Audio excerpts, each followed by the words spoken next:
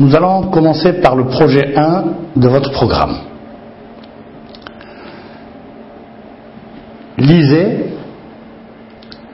dans votre livre son intitulé, que nous analyserons tout à l'heure.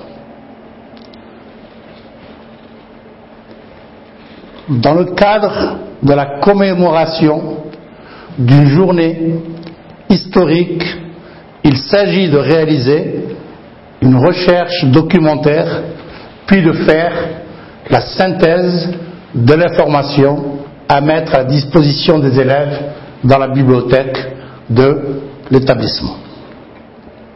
Alors, il s'agit pour nous de commencer par analyser l'intitulé de ce projet.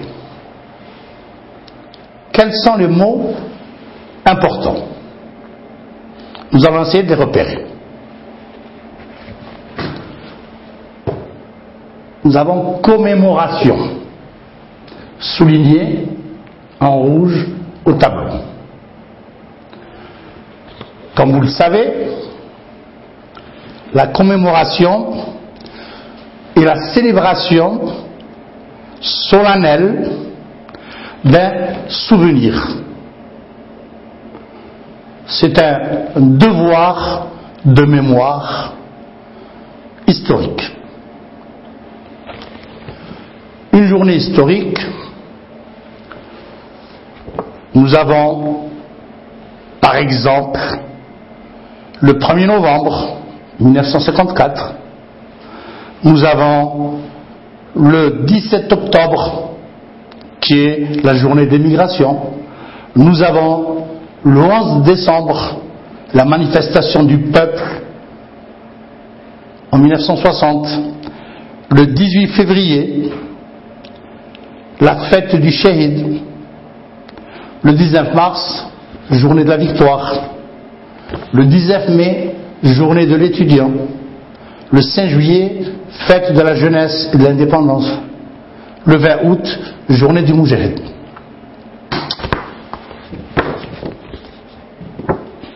Une journée historique, c'est une journée qui a marqué l'histoire nationale.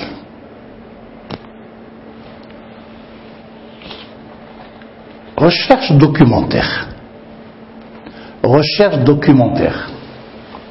Il s'agit de trouver des documents authentiques concernant cette journée historique. Ces documents doivent contenir des informations sur le sujet. Synthèse d'informations. Une synthèse est le moment où on regroupe tous les éléments qu'une analyse judicieuse, minutieuse nous a permis. Lorsqu'on analyse, on repère certains éléments, on les identifie, on les met en relation par rapport aux faits, aux événements, aux dates, aux lieux, aux acteurs de ces événements historiques. La synthèse va nous permettre de tout organiser pour en faire un message informatif à l'intention d'un public spécifique qui sont les élèves de l'établissement scolaire que vous fréquentez. Pour réaliser ce projet, plusieurs étapes sont nécessaires. Chaque étape correspond à une séquence dans le déroulement du programme que traduit le manuel. Chaque étape est une séquence dans le processus d'apprentissage de cette langue. Alors, aujourd'hui, nous allons aborder la première séquence qui s'intitule « Informer d'un fait historique ».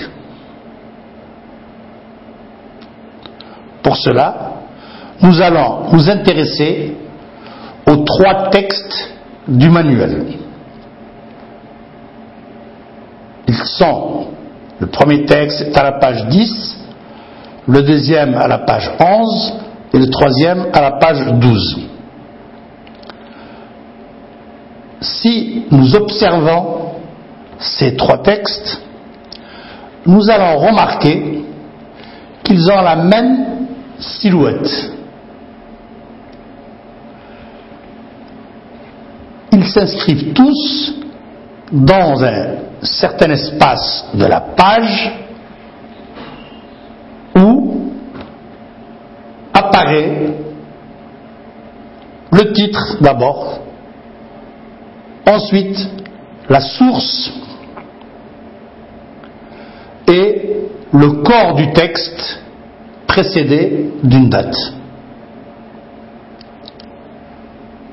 Parce que chaque élément informatif a besoin d'être daté.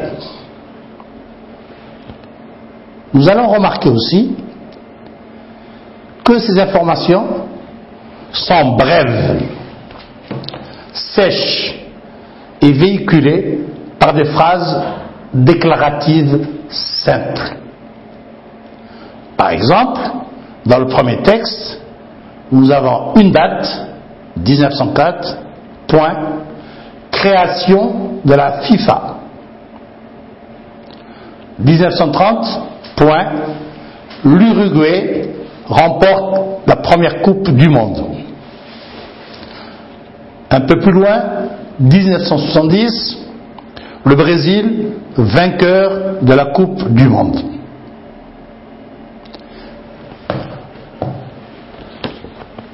Que faut-il penser de ces informations?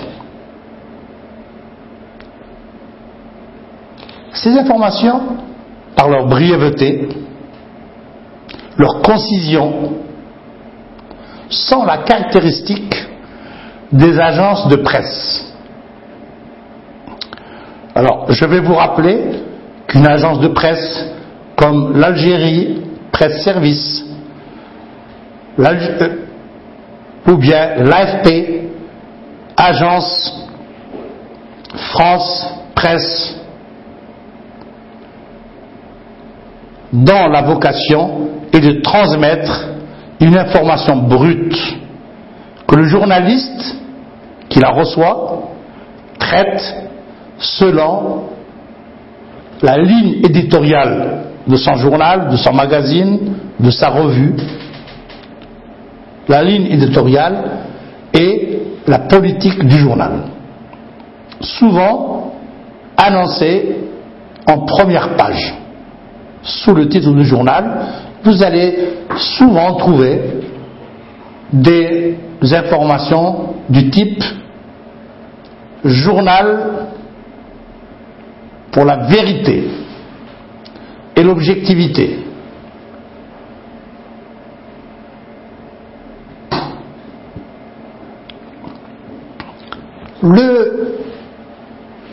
L'agence de presse qui envoie l'information, elle l'envoie dans un style qu'on peut qualifier de style télégraphique, quitte pour le journaliste à développer, à amplifier par un certain nombre d'extensions au niveau des phrases et de son texte. Qu'est-ce que nous remarquons aussi lorsque nous observons ces textes? On les avait annoncés tout à l'heure. Titre, source, corps du texte.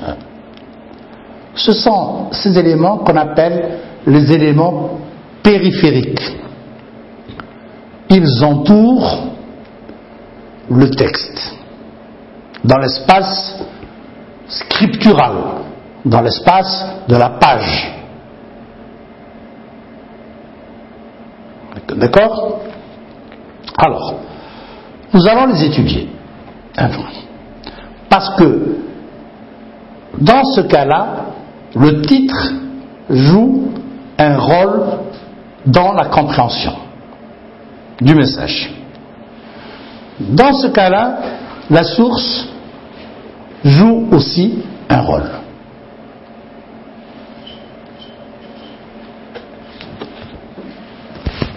Le titre du premier texte, Histoire de la Coupe du Monde, est une phrase nominale. C'est-à-dire qu'une phrase où il n'y a pas de verbe. Le titre du deuxième texte, Brève histoire de l'informatique, est aussi une phrase nominale, parce qu'il n'y a pas de verbe. Entre les deux titres, il y a une légère différence. C'est que le titre de la deuxième phrase contient en plus un adjectif qualificatif qui est placé en début de phrase. Brève. Brève histoire de l'informatique. Brève parce qu'il est mis en tête de cette phrase, il est mis en vedette, il est mis en relief. C'est ce qu'on appelle, au niveau de l'écriture et de la stylistique,